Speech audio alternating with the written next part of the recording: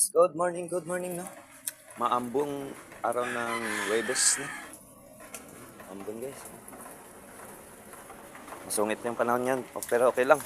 Para hindi masyado mainit, guys. Para maya. Kahapon, grabing init. Tama natin spanter, no? Sakay. Lakas-lakas, medyo malakas yung ambon.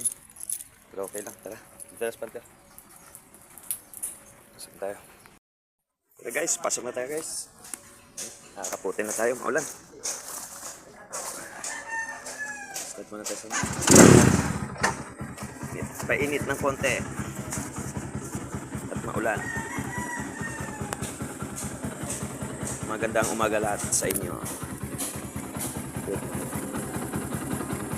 Tara guys, pasok na tayo.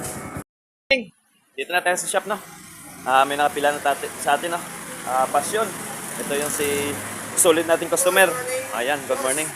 Ayan yung ignition switch assembly. Tapos yung iniwan sa ating kapon, Nova. Bagong palit yung regulator, battery, pero hindi pa rin makaka-start, no? Hard start. Tapos si Tropa, yung followers din natin, yung dalawa. Gasil naman sa kanya, guys. Ito, gasil. Malayo pa pinanggalingan, no? Dinayo tayo dito. Tapos si Sparkle 125. Ayan, nandun sa likod kasi meron sa harap. Okay. Bisa na tayo guys. Good morning. Tayo kay Tropa, no? Solid customer natin.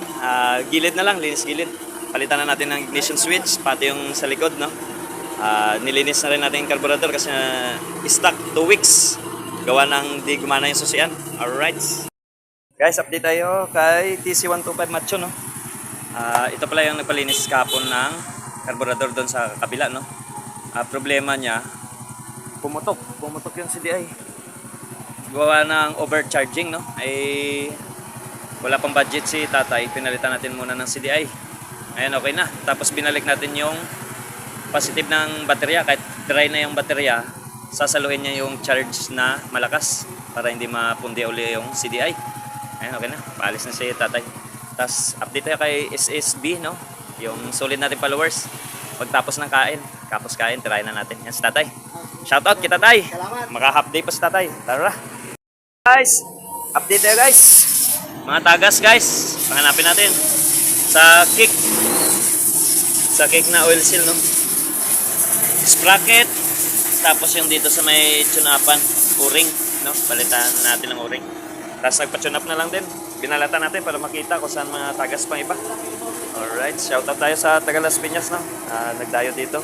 Solid customer followers. Alright, thank you for watching. Tayo sa Gasel, no? 200, okay na.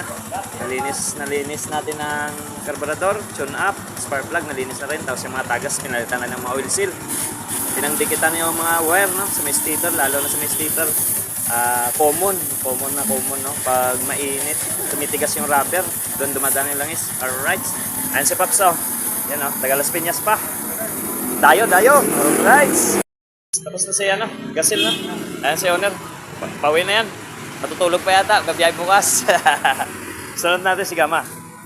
Broken shifter. Tapos change oil, no? Alright, tara. Dito na tayo si Gama, no? Green. Kapit na natin yung broken shifter ni Sir Dave. Alright, ayan na siya guys. Kasi wala na. Nag-loss na kasi yung cambio nito guys eh. Tatanggal. Kaya tinalian namin nakaraan. Tapos sabi ko mag-order na lang tayo ng broken shifter, no? Ayan na siya guys. Alright. Napakainit na sa pwesto namin guys. Kaya pa. Stress na. Tara. Tapos na kami guys. Iwanan na natin tong isa guys. Bukas naman. Alright. SSW, no? Balit knuckle bearing. Tsaka yung front shock oil seal, no? Dalawa, left right. Bukas na natin tirahin. Diligpit muna tayong mga gamit guys. Shoutout kay Paring Bon. Shoutout din kay Christopher. Paring Christopher. Pagpasok malinis, pag uwi madungis. Alright. Yeah.